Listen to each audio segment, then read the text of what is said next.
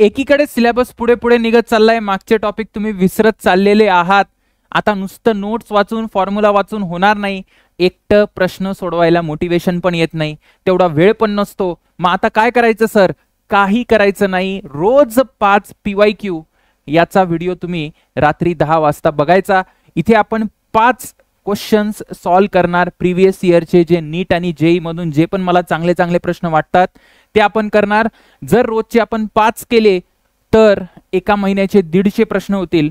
आणि फक्त नुसते प्रश्न कव्हर करायचे म्हणून कव्हर करणार नाही, तर सब टॉपिक पण कव्हर झाला पाहिजे. प्रश्न सोडवणे म्हणजे तुम्हाला फॉर्म्युला रिकॉल करावा लागतो, कन्सेप्ट रिकॉल करावा लागतो, कॅल्क्युलेशन इम्प्रूव्ह होतं, सगळ्याच गोष्टी होतात. तर रोज 10 वाजता व्हिडिओ बघायचा आणि न सॉल्व करता झोपायचं नाही. तुम्ही एक वेळ व्हिडिओ स्किप केला तरी चालेल, पण जी फाईल आहे, आपण टेलिग्राम ग्रुपवर मी तुम्हाला फाईल शेअर करणार, त्याच्यात जे प्रश्न आहेत ते सोडवायचे.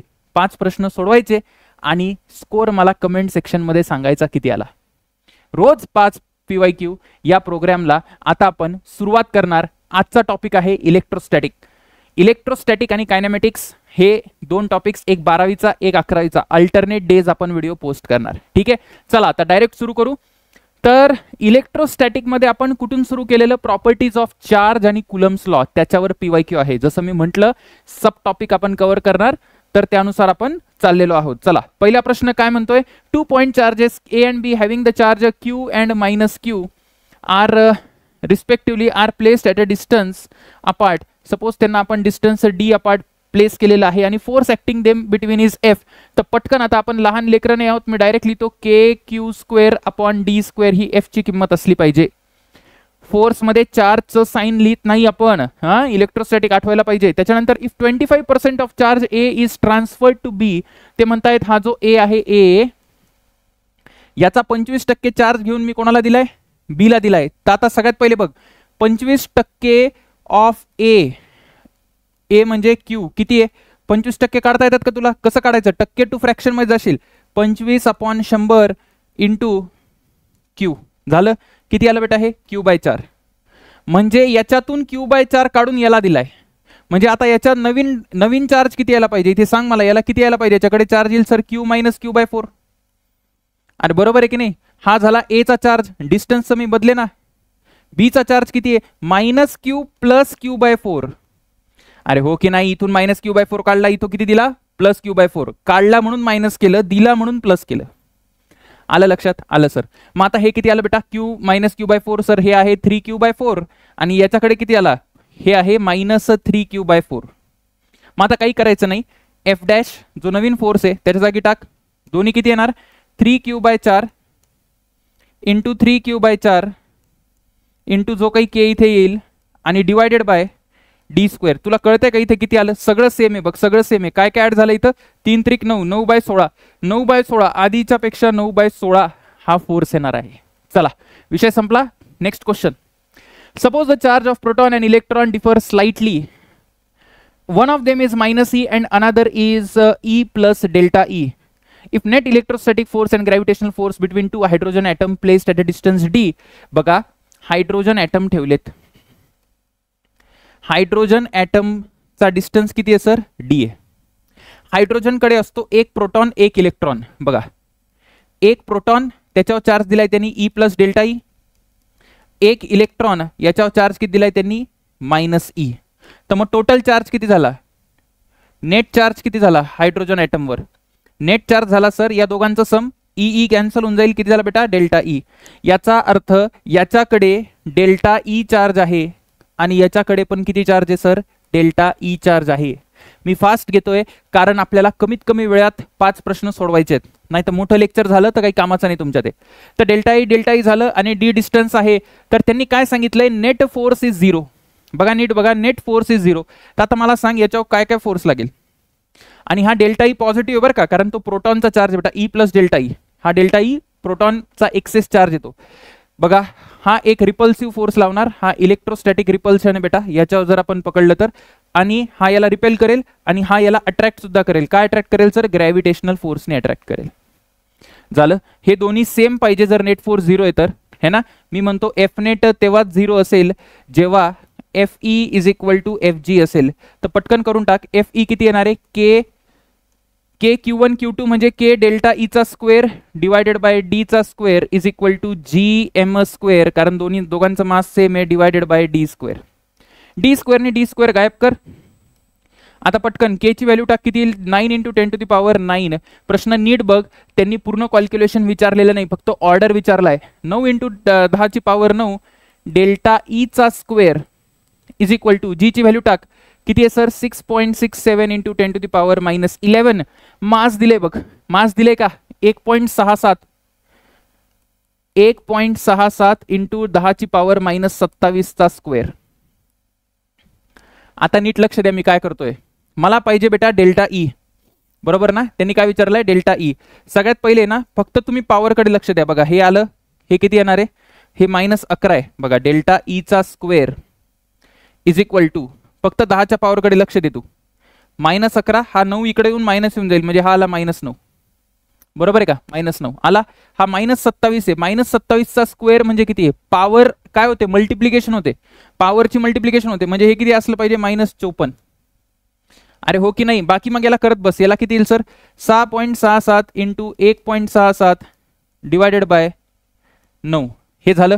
आता मला सांग डेल्टा ई किती आला. डेल्टा ई आला, हे किती बेटा -54 आणि -9 किती येईल -63. -63 आणि -11 येतं -74, म्हणजे हे यायला पाहिजे 6.67 किंवा 6.66 × 1.67 डिवायडेड बाय 9 × 10ची पॉवर किती येते -74. आता याचा रूट जर तू घेतला, रूट म्हणजे काय असतं 1/2 असतं, 1/2. म्हणजे इथे किती येणार आहे, म्हणजे डेल्टा ई जो आहे ना तो अप्रॉक्सिमेटली 10⁻37 येईल. मी याची कॅल्क्युलेशन करत बसणार नाही. कधी करेल माहिती का, जेव्हा जवळ असेल तेव्हा, जेव्हा 10⁻36 पण ऑप्शन मध्ये असेल, -35 पण असेल तेव्हा. पण आता ऑप्शन बघा, डेल्टा ई किती बेटा -37, विषय संपला. बाकी आसपास पण नाही त्याच्या. नीटला आलेला प्रश्न आहे डायरेक्ट. पुढील प्रश्न, 2 positive ions carrying charge Q are separated. AIPMT 2010 ला आलेला. आप separated distance d if f is the force of repulsion between the ions. त्यांच्यामध्ये रिपल्सिव्ह फोर्स f आहे. Number of electrons missing is, बघा नीट लक्ष द्या, क्यू चार्ज आहे, d डिस्टन्स आहे, ठीक आहे. यांच्यातला फोर्स किती येईल मला सांगा. f येणार आहे बेटा, f येणार आहे KQ² d². त्यांनी काय विचारलाय, किती इलेक्ट्रॉन मिसिंग आहे, मला सांगा. तुम्हाला माहिती आहे का चार्जला कसं लिहितो आपण, चार्जला लिहितो सर Ne. एक इलेक्ट्रॉन जेव्हा जातो तेव्हा चार्ज येतो +E, 2 जातात तेव्हा येतो 2E, 3 जातात 3E, n जातात Ne. Quantization of charge. मग लिहि इथे पटकन F is equal to KN²E² upon d². तुला बेटा n ची व्हॅल्यू पाहिजे, म्हणजे किती येणार sir F is equal to F नाही, आपल्याला n पाहिजे. n इज इक्वल टू किती येणार आहे, FD² अपॉन K केला तर वरती येईल 4πε0, ठीक आहे ना. वरती 4πε0 येईल आणि खाली E² येईल आणि ह्याचा रूट. बघा बरं काय काय ते 4πε0 FD² अपॉन E² चा रूट, म्हणजे आन्सर यायला पाहिजे D, ठीक आहे ना.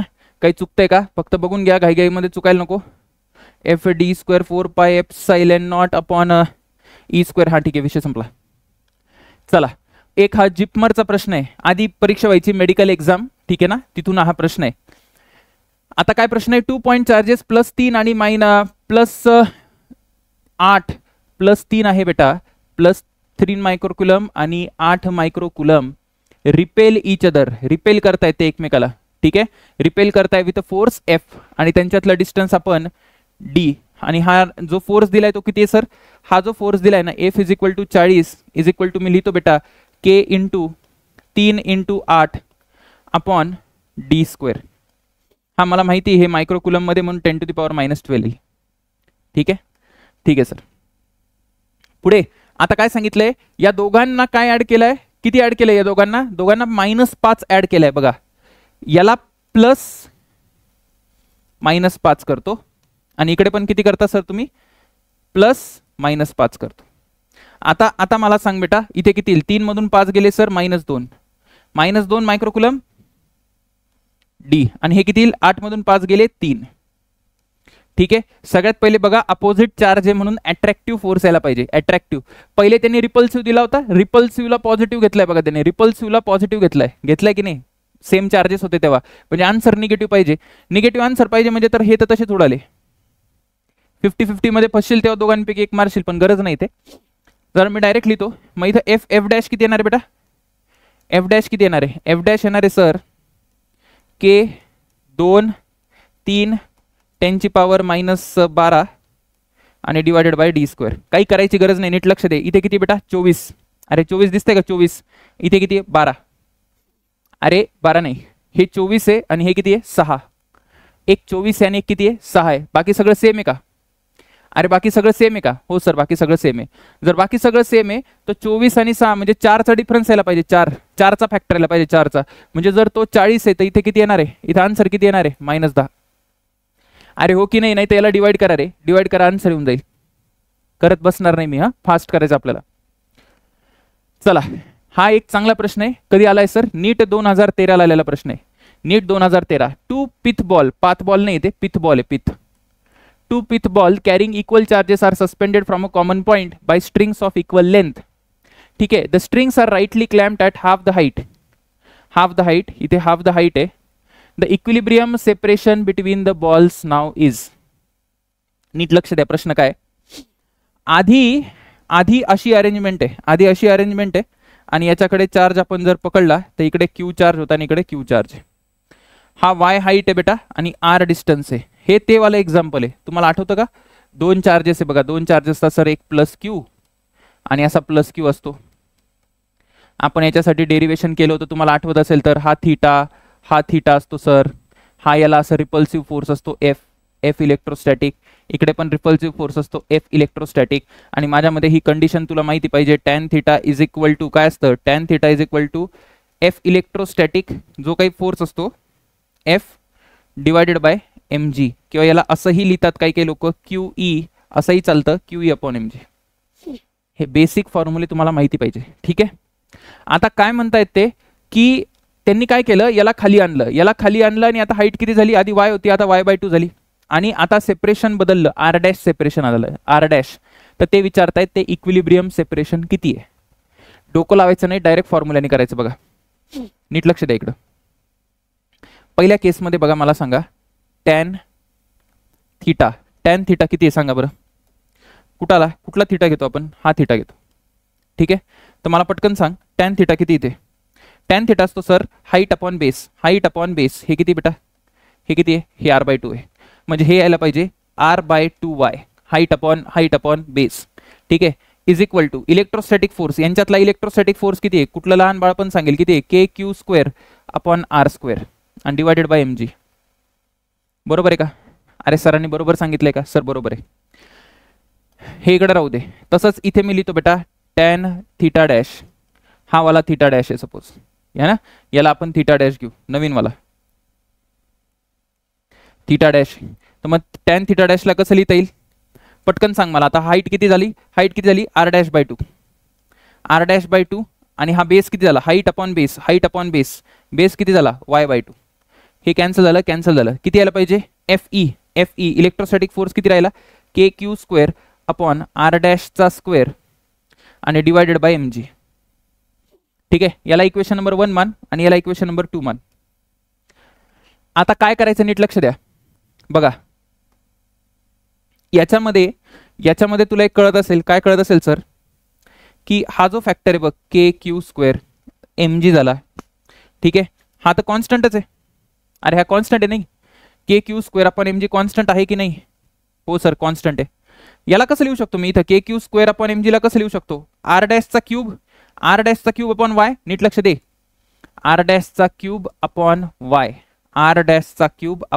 y, ठीक आहे, इज इक्वल टू, इथून काय लिहू शकतो KQ² अपॉन mg ला काय लिहू शकतो, r चा क्यूब अपॉन 2y,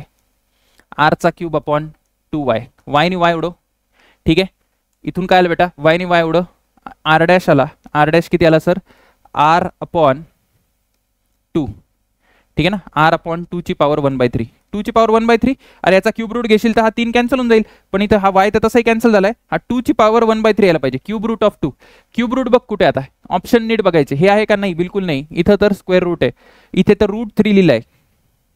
हा क्यूब रूट आहे, दिसतोय का तुला? अरे हा क्यूब रूट दिसतोय का? याचा अर्थ काय होतो? याचा अर्थ असा होतो बेटा, आर अपॉन 2^1/3.